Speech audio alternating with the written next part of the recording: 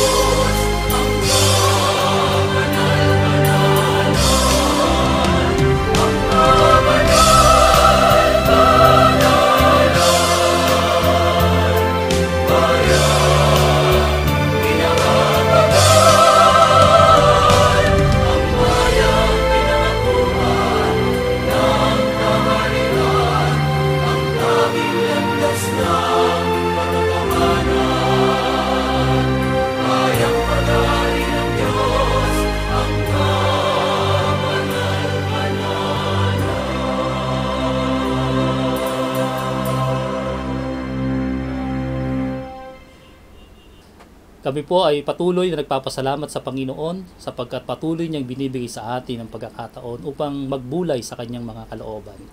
Gayon din ay nagpapasalamat kami sa inyo, mga minamahal naming mga taga-subaybay, sa inyo pong patuloy na pagtangkilik at pagsubaybay sa programang ito sapagkat kapwa natin sinasampalatayanan na nagtuturo ng kaligtasan tungkol sa ating pong mga kaluluwa. Ako po ang inyong lingkod, kapatid na Ayuno. At sa pagkakataong ito ay muli natin makakasama ang kapatid na Benhanan upang maging kasangkapang magtuturo ng mga salita ng Diyos. Kapayapaan po, kapatid na Benhanan. Kapayapaan po, kapatid na Ayuno, at sa inyo po ng mga giliw naming taga-subaybay, kapayapaan po ang sumainyong lahat. Tayo po ay magpapasimula na sa ating pong aralin na nakahanda po sa oras na ito na may pamagat na ang magtitiis hanggang sa wakas ay siyang maliligtas.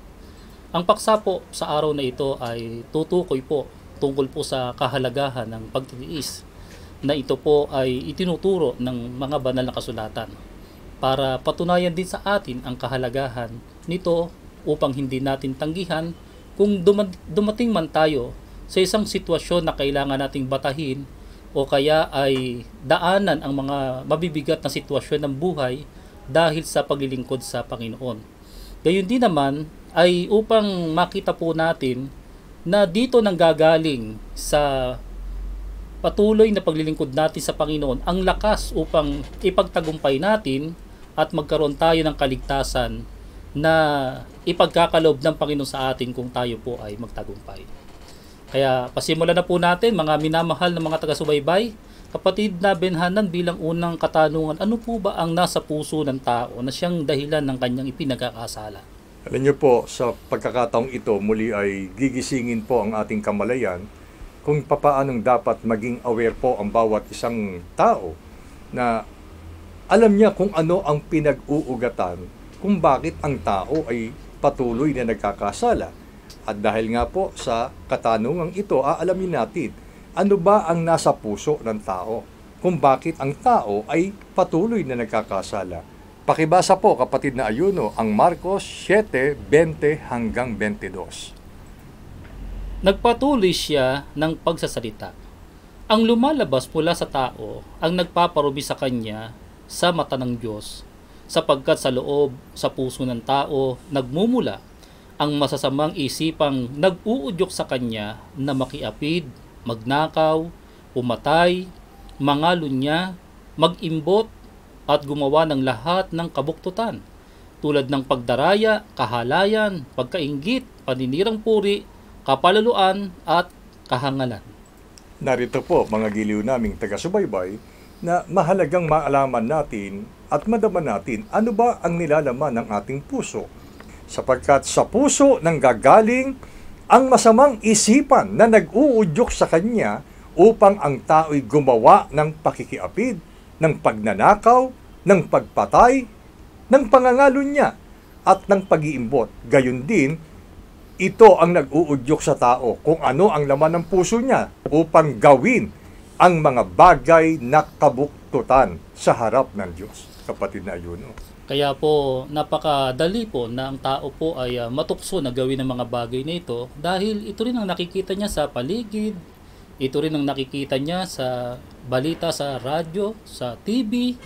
Kaya pagka ito ay dumating sa kanya, napakadali na siya matukso ng kanyang kalooban dahil ito rin ang laman ng kanyang puso. Pero kung ito po'y pananatilihan at hindi po magagawang labanan ng sino man sa atin, ano po ang tiyak na kasasapitan o magiging wakas ng ganito pong mga tao?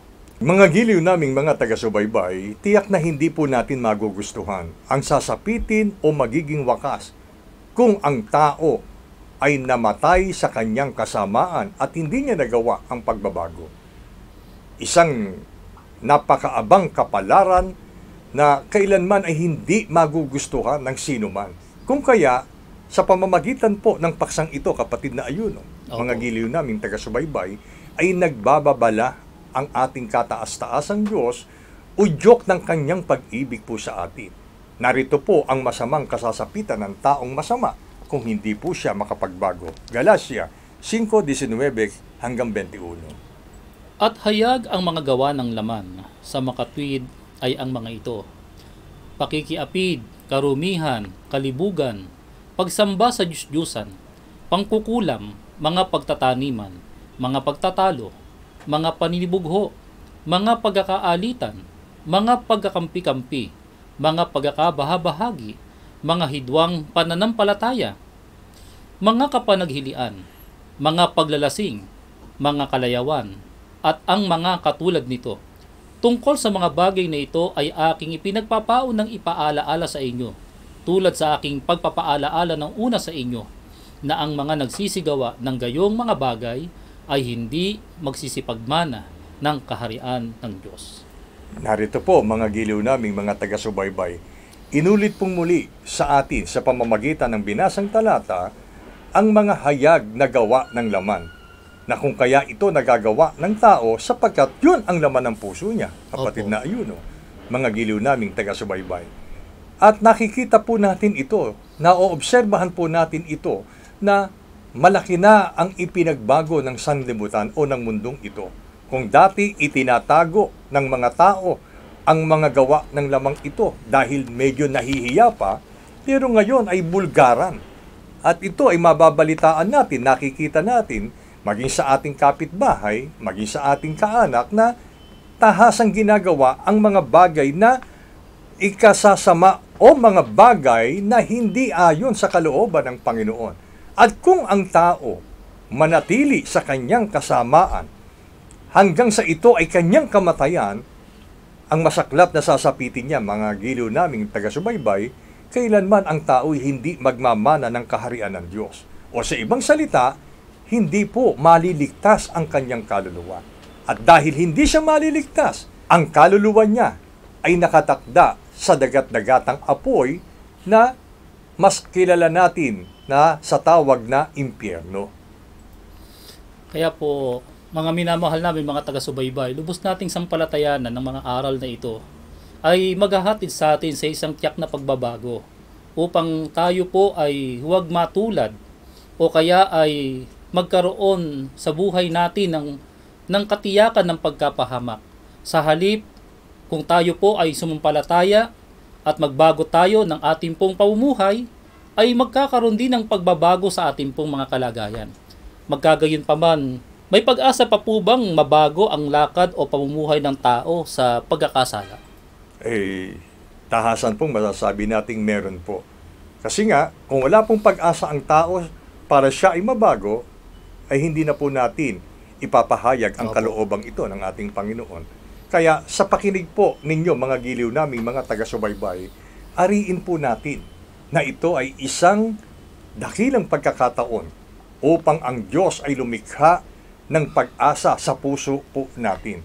Alin po ba ang lumilikha ng pag-asang ito upang ang tao ay mabago at makalakad o mamuhay mula sa pagkakasala? Basahin niyo po ang Ezekiel 18:21.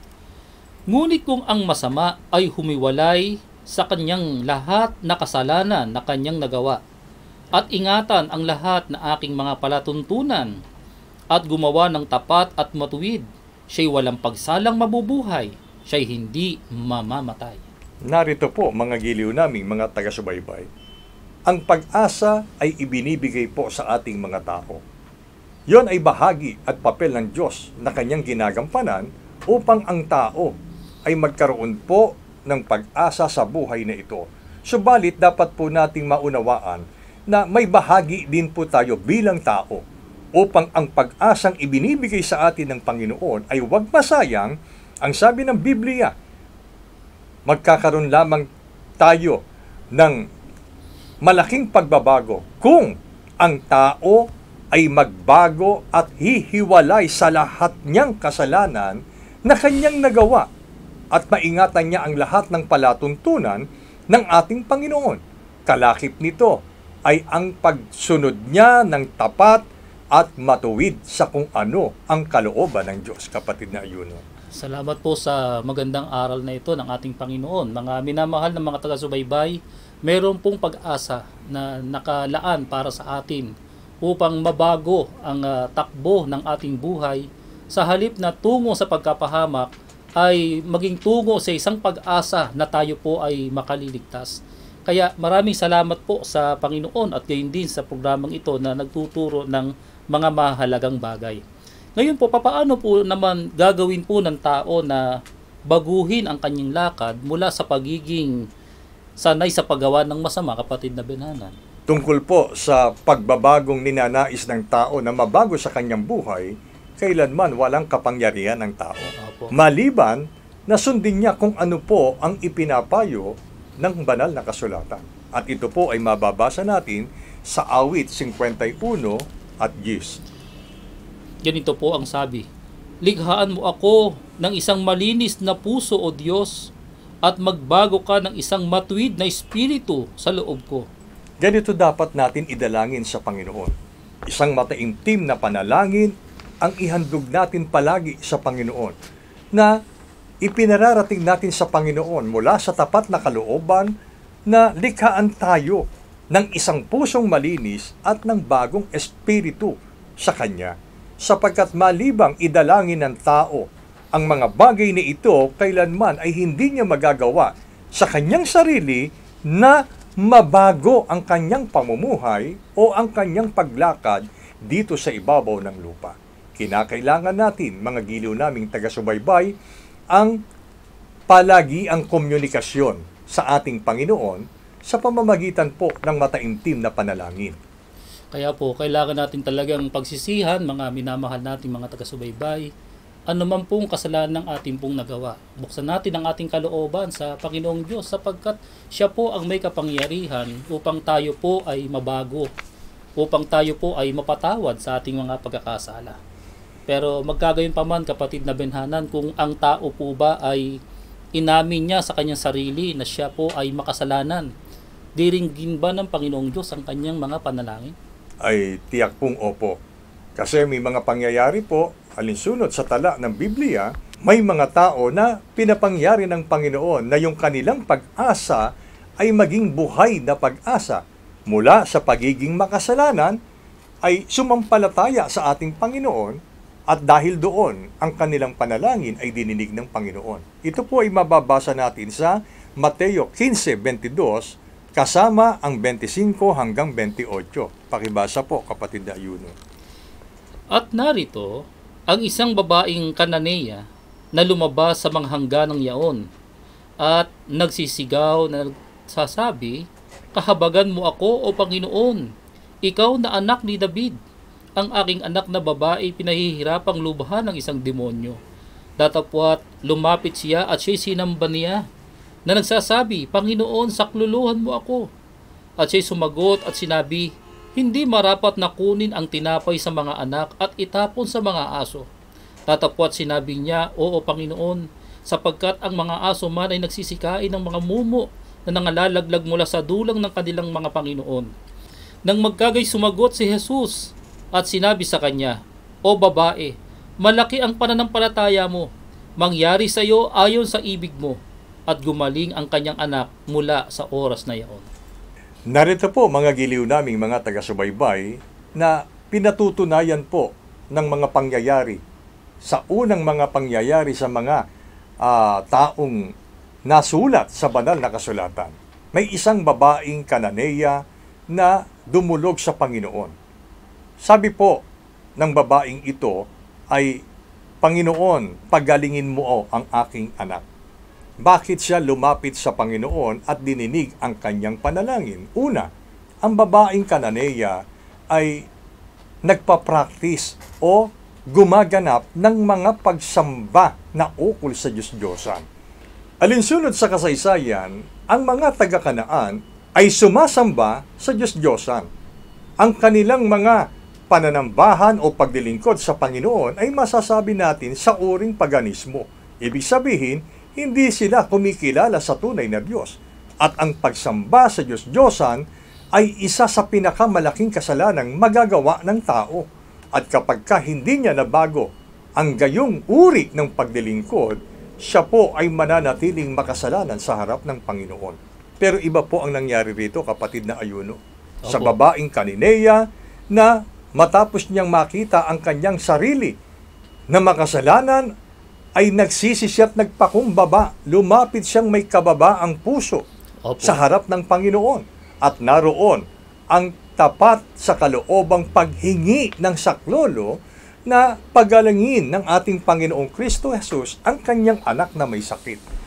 At palibasa ang Panginoong Kristo Jesus nakatatalos ng isip at damdamin at ng laman ng puso ng tao. Ano sabi ng Panginoon? Malaki ang iyong pananampalataya. Mangyari sa iyo ayon sa ibig mo, ayon sa iyong pananampalataya. Ibig sabihin, mga minamahal na kapatid, tiyak maaasahan natin ang ating Panginoon kung tayo po ay lalapit sa Kanya ng may mababang puso at dadalangin tayo ng may buong pananampalataya. Tiyak na tiyak, pakikinggan tayo ng ating Panginoon, mga giliw naming taga-subaybay. Kaya po, mayroon pong pag-asa, mga minamahal namin mga taga-subaybay. Unahin natin mula sa ating pong kalooban, ating pong kilalanin ang mga salita ng Panginoon at pagsisihan natin ang ating pong naging mga pagkakasala at huwag na po nating balikan. At ang Panginoon na nasa langit na nakatunghay ay patatawarin tayo at tayo po ay magtatamo ng kung ano po ang ating hinihiling sa Kanya.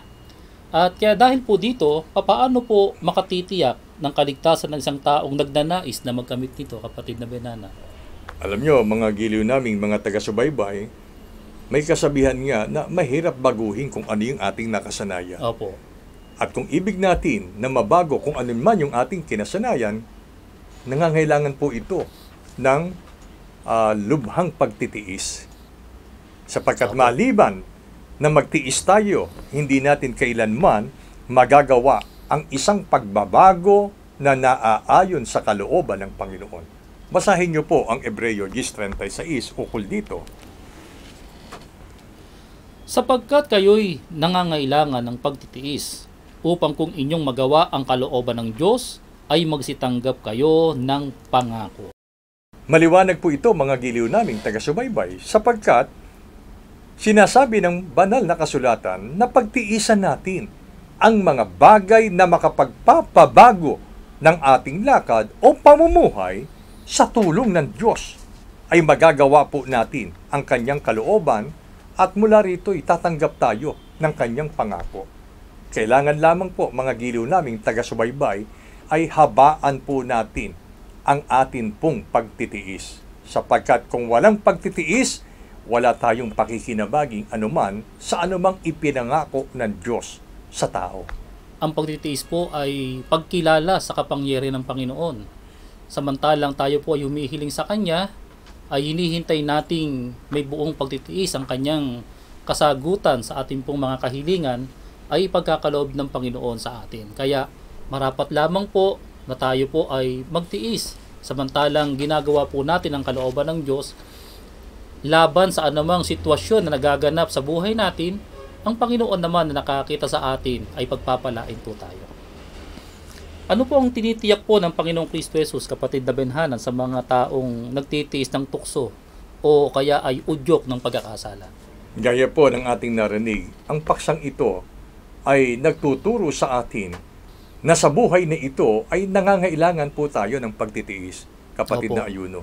Lalo na nga po sa ikapagiging dapat natin sa mga pangako ng ating Panginoon. Sapagkat sa pagtitiis natin, tiyak mayroong dakilang pakinabang. Alin ito? Basahin po natin ang Lucas 21:19.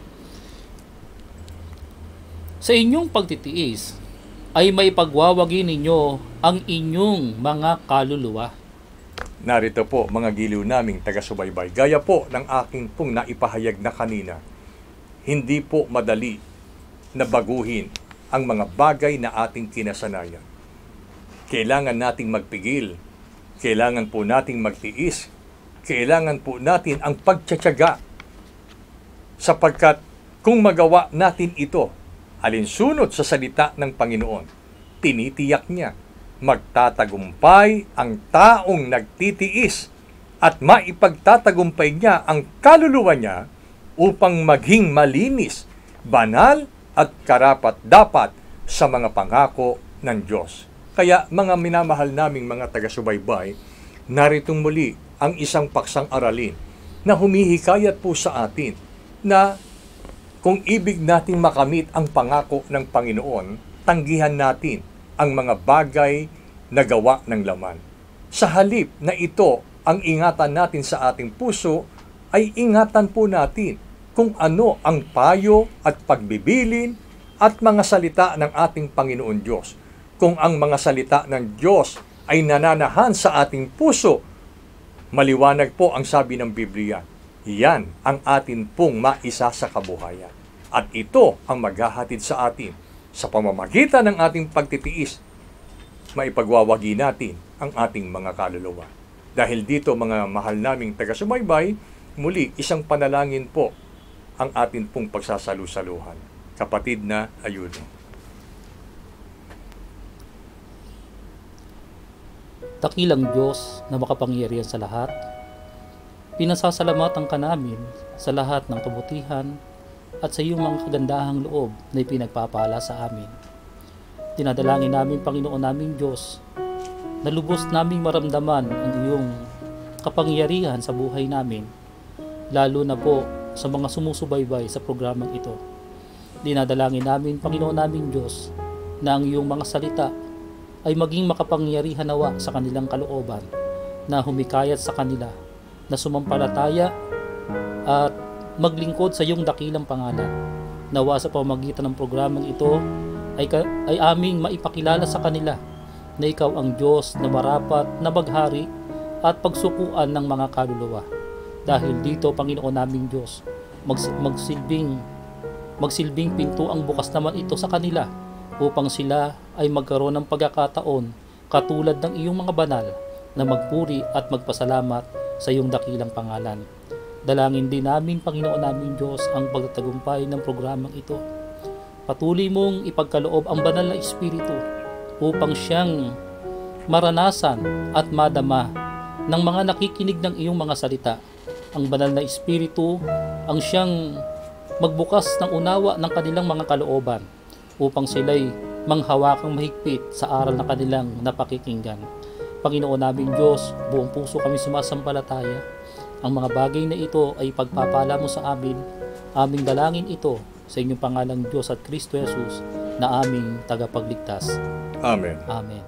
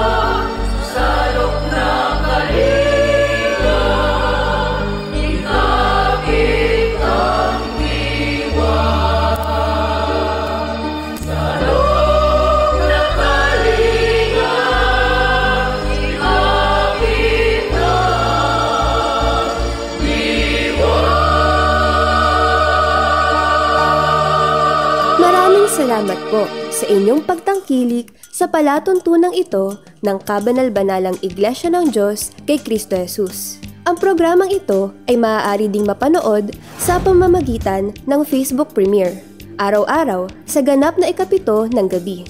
I-search lamang ang ating official Facebook page na MHC Media. Kung nais po ninyong mapanood ang iba pa naming mga pagtatanghal, mag-subscribe sa ating official YouTube channel na The Most Holy Church. Upang lubos po ninyong makilala ang Kabanal-Banalang Iglesia ng Diyos kay Kristo Jesus, bisitahin ang ating official website na www.mostholychurch.com.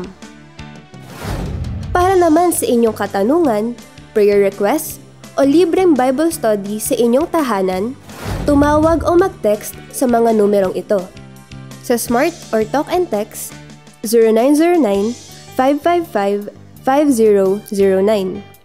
Sa Globe or TM, 0926-383-0454. Sa Dito SIM, 0991-419-2027. Maraming salamat po!